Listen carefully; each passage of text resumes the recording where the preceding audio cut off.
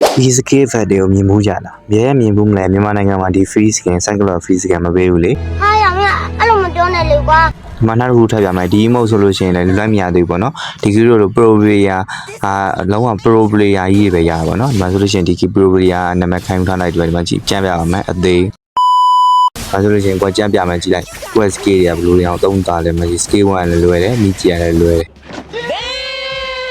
ဒီကဆိုရင်တော့ဒီကဲဆော့ပြပါပြီခုနကဆိုတော့ဒီကမဟုတ်ဘူးပေါ့နော်ဒီကမဟုတ်ပါဘူးခုမှဒီကဆော့ပြတယ်မကြီးဒီကကူကဆော့ပြလိုက်တာတပယ်ကေကိုရပါပဲမကြီးဒီက item နဲ့နှစ်ကွက်လေးပဲထွက်သေးရတယ်ဒါမှတပယ်ကေဘာလို့လဲရင်ဒီကကွက်ထပ်ပြပါမယ်မကြီး enemy လက်တက်တယ်သွေးလေးပစ္စည်းလေးသေးသေးလေးနဲ့ရှောင်းတိန်ပြောင်းပြီးတော့သွေးပစ္စည်းလေးနဲ့လွတ်သွားပါတော့တောင်းလူဆိုဒါမျိုးမလွတ်နိုင်ဘူးနော်ဒီကီးပဲလွတ်နိုင်တယ်အဲ့လေဒီမှာဆိုလို့ရှိရင် enemy ကလာအံ့တော့လို့ပြောလို့ရတဲ့အချိန်လေးဒီကိုရအံ့မလိုက်တယ်ဒီမှာကြည့်နိုင်သွားပြီဒီကီးကျန်းလွတ်နိုင်တယ်နော်ဒီဘွယ်ကဒီကီးကျန်းလွတ်နိုင်တယ်ဒီကြည့်မြောင်းရင်ကြည့်လိုက်ဒီမှာကြည့်ဒီကီးက MVP ရတာ MVP ရမှာအမြင့်ဆုံး